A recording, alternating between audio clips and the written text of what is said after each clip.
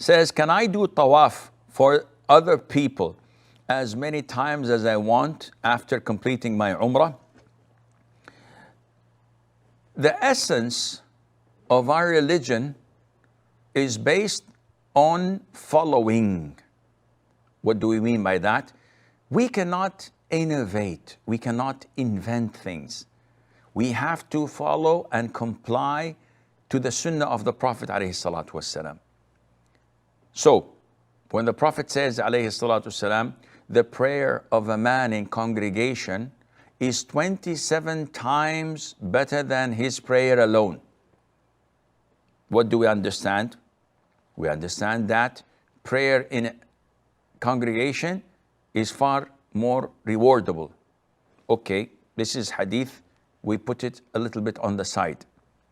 The Prophet said, alayhi salatu wassalam, that if you maintain praying 12 rak'ahs per day and night, other than the faridah, then Allah will build you a mansion in Jannah.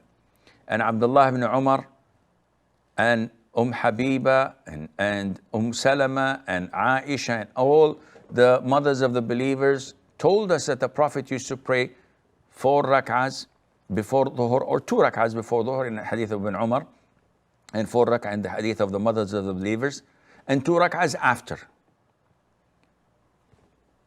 Okay? I said, okay. I could not agree more. Okay, what happens if I come in the masjid, I lead the congregation in 4 rak'ah of dhuhr, and after I finish the fard, offer salam, and they offer the salam, I say to them, brothers, let us now pray the sunnah 2 rak'ahs after dhuhr in congregation. استووا اعتدلوا أقيموا صفوفكم ولا تختلفوا. What is this? Hey, Sheikh, تعال, come.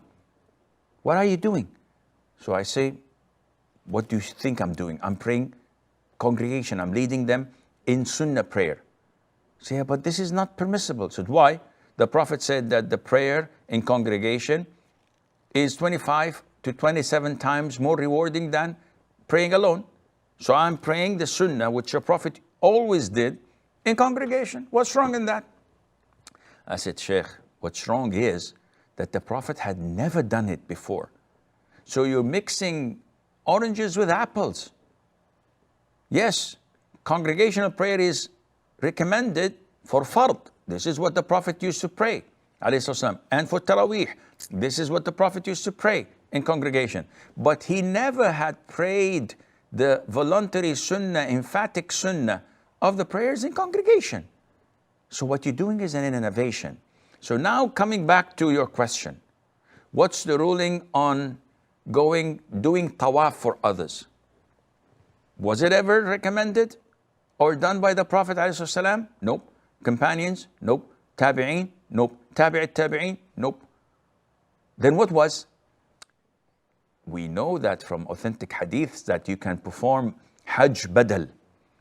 You can perform Hajj on behalf of others, deceased or living, providing that they are chronically ill and they're unable to perform their fard Hajj.